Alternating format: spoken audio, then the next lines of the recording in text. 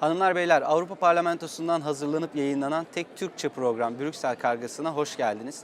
Programımız 15 günde bir YouTube kanalımızda sizlerle oluyor. Bir grup gönüllüyle birlikte hazırlıyoruz programımızı. Lütfen YouTube kanalımıza abone olun. Etrafınızda Avrupa Birliği konularıyla ilgilenen kişilere de programımızı tavsiye edin. Her programda olduğu gibi birbirinden değerli konukları ağırlıyoruz. Bugün de önemli bir konuğumuz var. Yunanistanlı milletvekili Mr. Kyrkos bugün bizlerle birlikte. Welcome to our program. Let's start with the refugee issue. If we look at our region, Turkey and Greece, but also Europe in general, how do you see the current situation? Is it going well? We know that 2 years ago we had the big flows coming mainly from Syria and crossing Turkey, reaching Greece, and then going to the north countries of Europe. The numbers were high, 1 million people and more. Greece was very pressed to support all these people, but we managed, and most of them moved to the other European countries. But this also had deaths into the sea, because people drowned when they were carried by traffickers, by smugglers.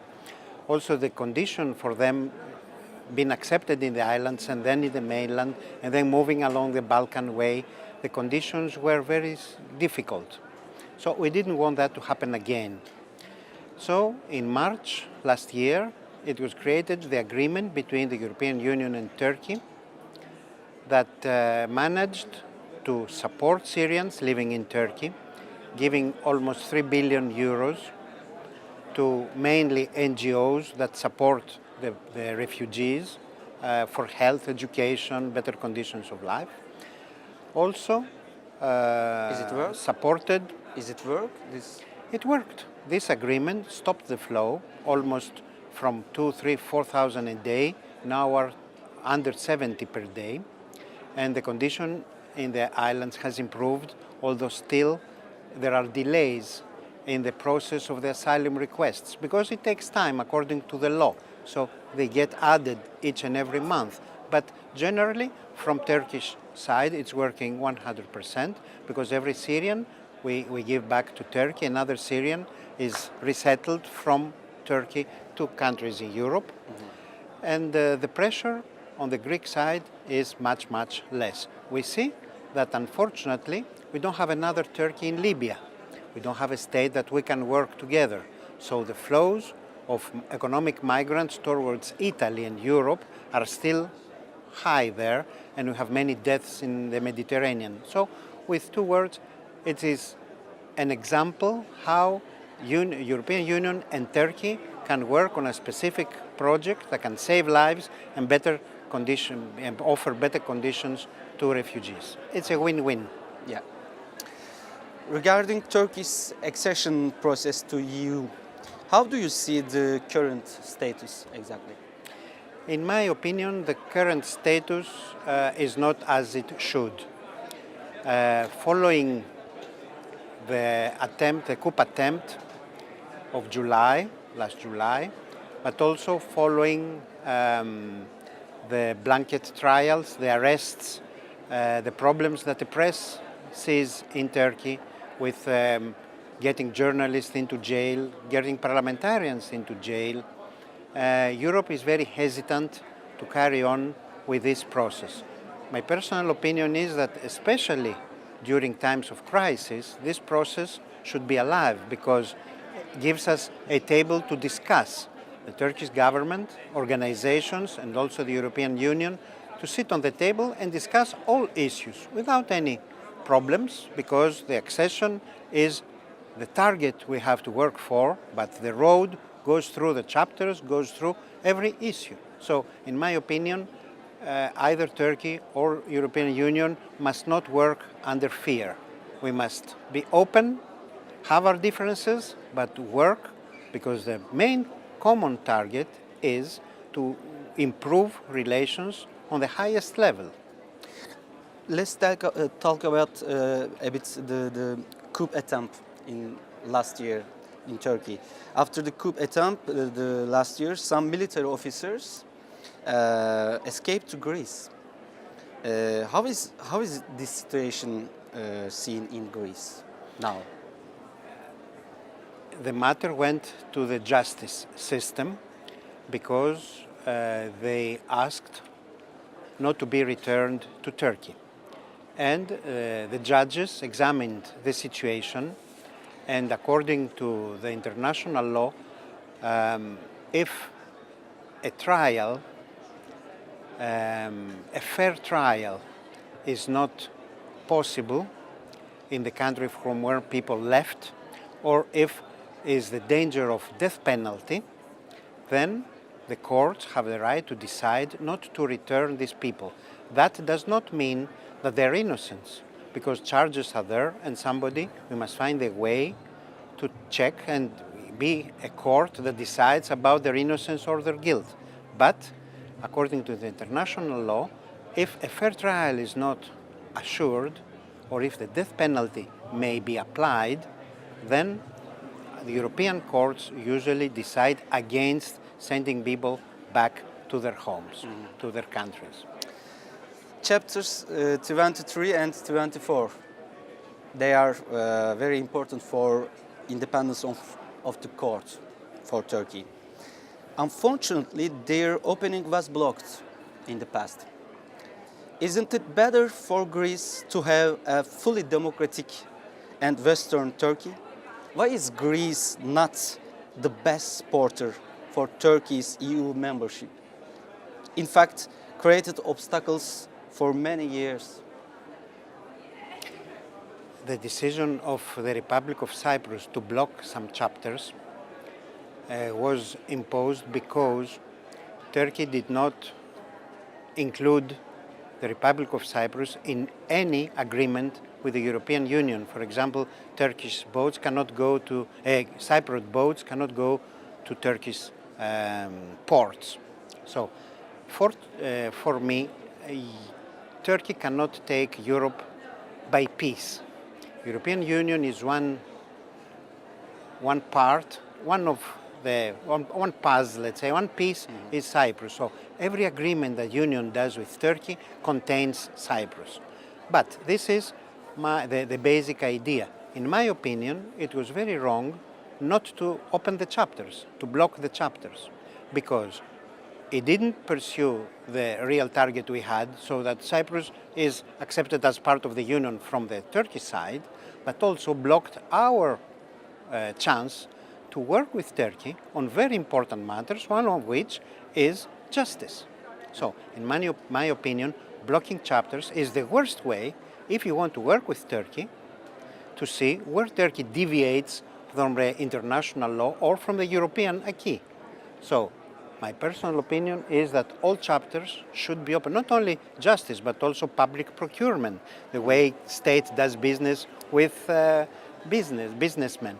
I mean, everything must be open so we can work on these issues, and if there is a difference, we must find a way to converge. This was the idea of the accession process. Yeah. There are good friendship messages between Greece and Turkey. We are very happy about it, I believe. But we still have concerns like the islands. How do you see today's condition about the islands? The good relations that we have are not just from the prime ministers, basically are from the people. People from both sides of the Aegean. We do business, we share tourism, we have no visa. Turkish people can come to, and we gave a battle in Europe to support this visa, because Europe was thinking to eliminate that. We also have working conditions very well between Istanbul and Thessalonica. So I think the reality shows that these two countries can not only coexist, but work together and produce wealth for both people.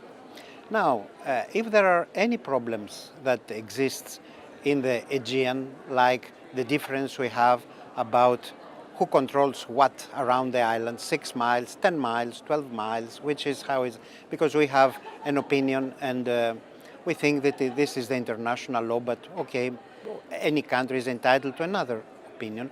there are ways that these problems are solved. By going to the High Court in Hague, we can solve any difficulties that are interpretations of international law. Our side says that our interpretation is the correct, but the justice can be applied and there will be no problems. And I think it's not a coincidence that although for 40 years we have a strong rhetoric sometimes about this or that, we keep on going.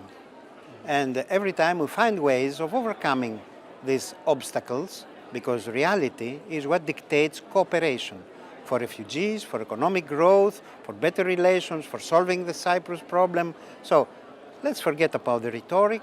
The courts are there. If we need, we will go there, but it's no need. We can work even without these. I'd like to ask this Tsipras. When Tsipras was elected in your country, it created a lot of excitement. How is now about how is the condition regarding economic crisis today? When Alexis Tsipras was elected in 2015, his political program was offering hope, saying that he will change everything. But it is easy to promise, it's very difficult to deliver in real life if you just think that promising makes it real. The government had discovered very fast, after 6 months, that reality was different than one they hoped, or they knew, or they understood. And they were shocked. And this shock still appears every time they have to take measures to push the real economy, every time they need to understand how Europe is working. So it's very difficult to have in government political parties or people that they do not have any experience either on business or on governing. Greece is paying this issue, and the situation, although the Greek people for 7 years are paying a lot, are losing income, are losing the prosperity they had, they're losing pensions.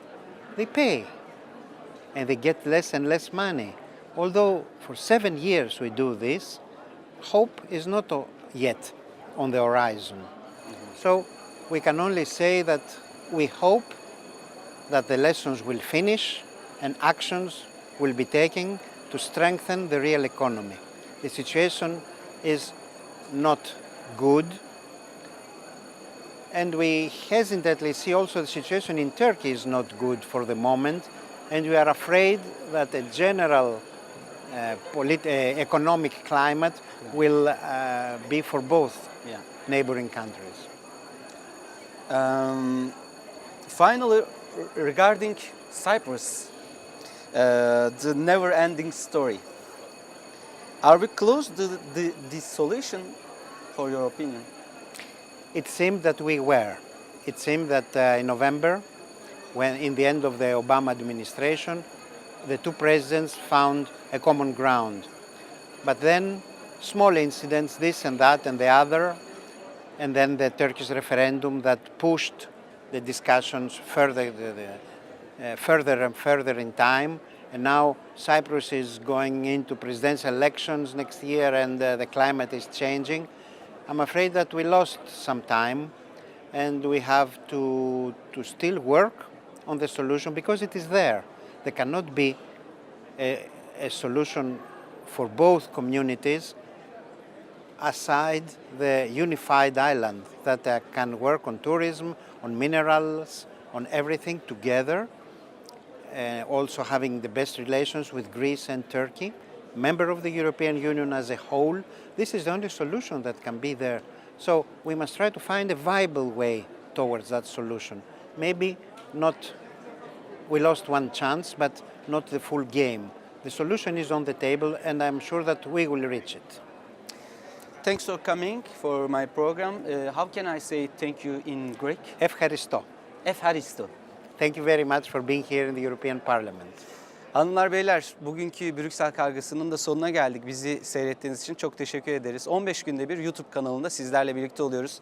Programa katkı sunan tüm isimsiz kahramanlara da teşekkür ediyorum.